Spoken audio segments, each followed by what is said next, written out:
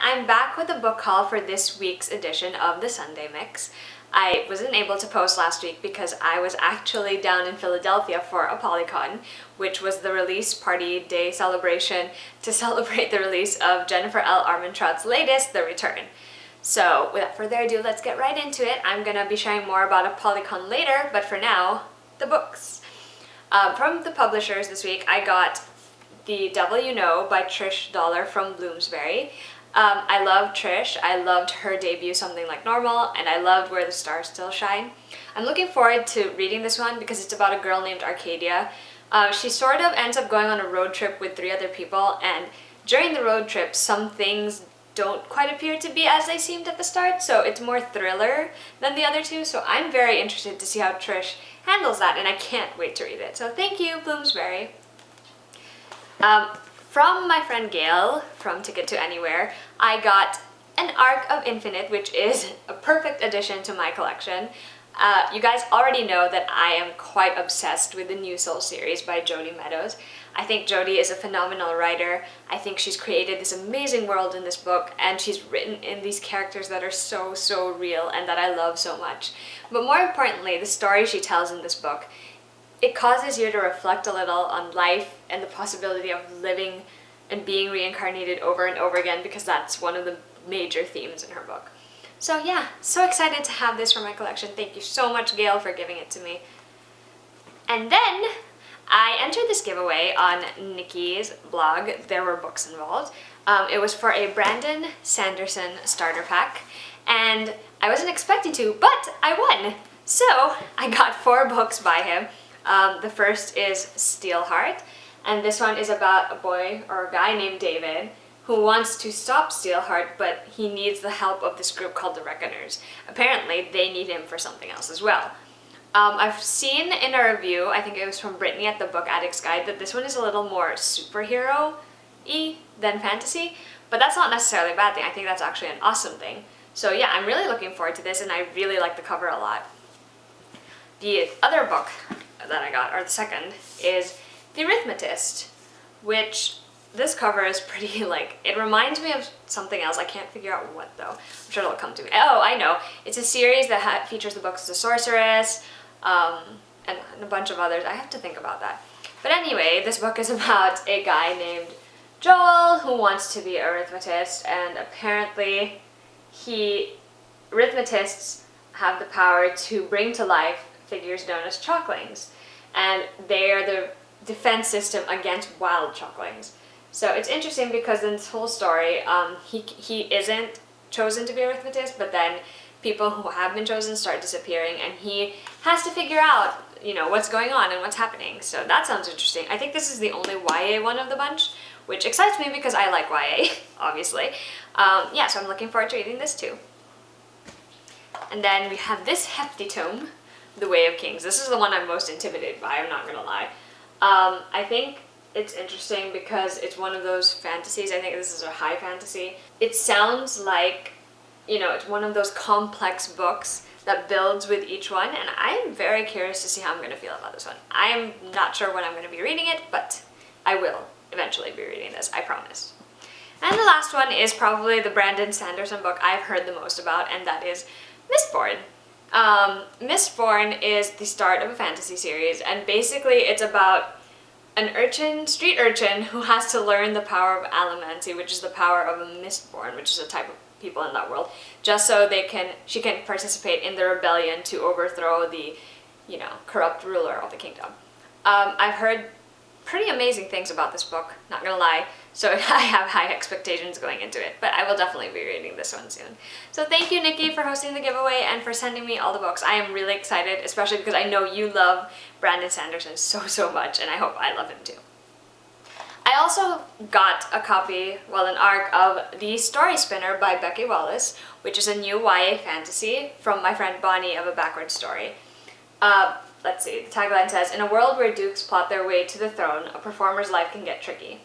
So the main character, Joanna, is a performer, and she actually wants to be a story spinner. She kind of ends up caught in this whole, political intrigue because she works for a lord named Rafael de Silva. So It's magic, it's political intrigue, it's just basically an awesome sounding YA fantasy, and I can't wait to read it. It came out last week, I think on March 3rd, so yeah, if you guys want to grab a copy and read along with me, do that. Alright, so I did say that I had been to ApollyCon, and that was really, really fun. I had a great time hanging out with my friends and seeing all these authors that I love so dearly. The whole day was such a fun event. I think the organizers did a great job with the signing and the party, and I honestly think if they did it again next year, I would probably want to go again. While I was there, I picked up a few books. From ApollyCon itself, I got a copy of The Return by Jennifer L. Armentrout, which is the first in a new adult series about Seth, who is a character from the Covenant series. I haven't read the Covenant series yet. I know about it because of my sister Melissa and my friend Rachel from Hello Chelly, but I haven't read it. I will be reading this, probably right as soon as I finish reading the Covenant series, which should be soon. So yeah, I'm pretty excited. Plus we got to meet this guy, and he's definitely this good looking in person. Alright, what have I got next? Oh, okay, we also got goodie bags from the event, and there were a bunch of books in them, and here are some that were in mine. We have Fireblood by Trisha Wolfe, which is another YA fantasy, and this time it's about a girl named Zara who, in order to save her kingdom, she has to choose between the prince that she's engaged to and the people who are trying to conduct a rebellion against the corrupt leaders of the kingdom. So, it sounds pretty good. I do recall reading a book by Trisha Wolfe like ages ago, back when my blog had just started, and I'm kind of excited to read something new by her. I also have Reclaimed by Sarah Guillory, and this one sounds really good too. It's more thriller sounding to me because it's about a girl named Jenna, and then she meets these twins, Ian and Luke McAllister, and apparently there is a secret that Luke knows that Ian doesn't know. So I'm really curious actually about what the secret is, which is probably why I'm going to be reading it. So yeah, this one is... It first came out in October 2013, so it's been out for a while, but I am curious, so I'm going to have to read it. And last but not least, a book called Touch of Death by Kelly Hashway. Basically, Jodie is the main character of this book, and she apparently is not a normal teenager because she has a kiss that kills and a touch that can bring the dead back to life. So it's like this kind of Greek-inspired story because apparently she's part of a branch of necromancers that are descendants of Medusa, and she has to save her kind from perishing because of Hades. So I haven't read a lot of Greek-inspired books yet, like in the recent days, so I'm kind of looking forward to like dabbling in it again, and this book might be a good option. So yeah, can't wait. I also got a bunch of swag. I'm just going to show you guys real quick. There's baller bands. And there is, oh my gosh, this is probably my favorite, so I'm going to save it for last. There is this card that has an exclusive scene, I think, on it, so I'm going to have to review it soon. Yeah, this awesome bookmark from Megan Erickson, who is the delightful author of the Bowler University series. Postcards, so Last Year's Mistake and Surf and Surrender. Very cute postcards. Oh, tattoo. Grave Mercy tattoo right there. And that, oh, and a Grave Mercy bookmark. My two favorite pieces of swag are this door hanger that says currently in bed with my book boyfriend, because why the hell not? I mean, it's generally the case, so yeah. And I finally have a complete set, ooh, actually I have more than one of that, of these trading cards from Susan Dennard and her Something Strange and Deadly series. I actually have the Daniel one. It was the only one I had before because Daniel was my favorite, but I'm so excited now I have all of them. All four of them. It's Joseph, Eleanor, G, and Daniel. Oh, Susan, can I petition an Oliver one? Because that would be amazing. Yes. While we were down in Philly, I also picked up these two pins, which are so cute. It says, ooh, books and book nerd. Super cute. I also have a magnet, but it's on the fridge. Also in the mail for me was swag from author Emery Lord. It's two bookmarks and, hello, the I Love Max Watson pin, because I do love Max Watson. Plus she gave me this really, really thoughtful note and I love it, and I hope I get to see her again this year. Alright, now it's time to show y'all the books that I have bought. over the last 3 weeks. I'm not proud of the fact that I have bought a lot of books. Way more than I thought I was going to buy. But on the other hand, even though I am doing the Picky Pledge, it doesn't mean I can't buy books, it just means I have to be more thoughtful about them. So, let me share with you. I bought my own copy of Half-Blood by Jennifer L. Armentrout because I really wanted to read this. I wanted to bring this to ApollyCon and I did. I haven't read it yet, but I know that my sister and Rachel and V really enjoy this book, and I hope I enjoy it too. Plus, it's Greek mythology. What's not to enjoy? Really. And also from my collection, I have the Lux Beginnings bind-up and the Lux Consequences bind-up.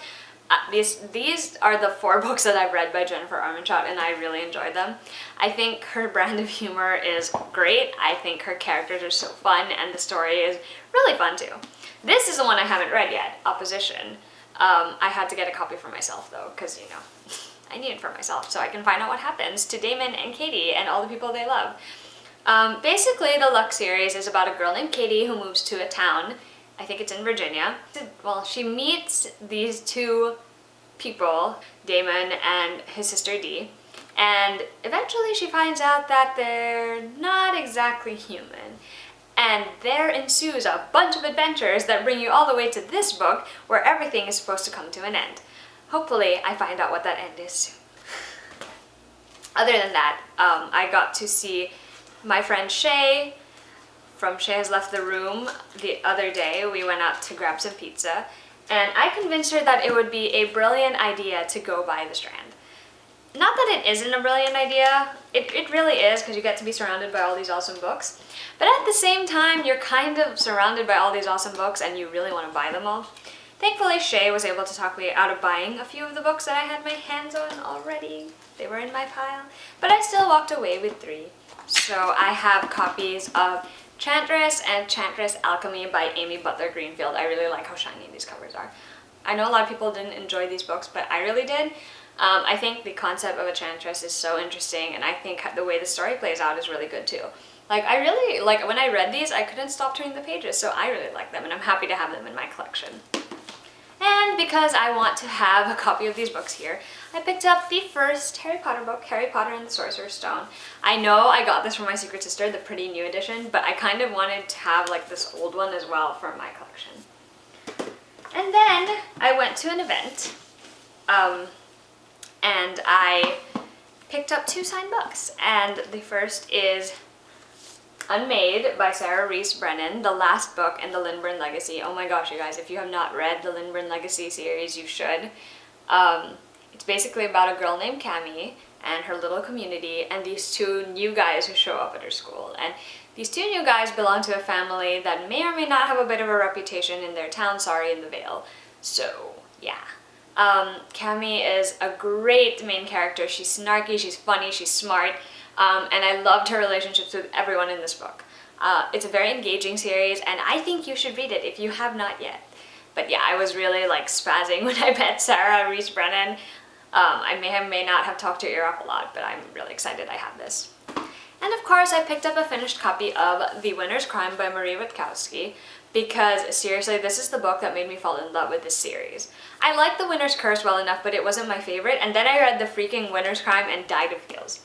Like, I literally finished this book and I was like, oh no, I've fallen that hard for the series that I need to know what happens next. If you haven't yet started this series, I'll tell you a little bit about The Winner's Curse. It's the first book in the series, and it's a play on the economic term The Winner's Curse, where you pay for something, you win an auction, you pay for it, and you realize that you paid way more than other people would value it for.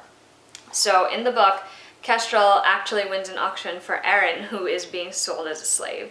And there ensues this sort of cat and mouse game between those 2. Like, Kestrel is the daughter of the general. She's, you know, all about war and tactics and strategy.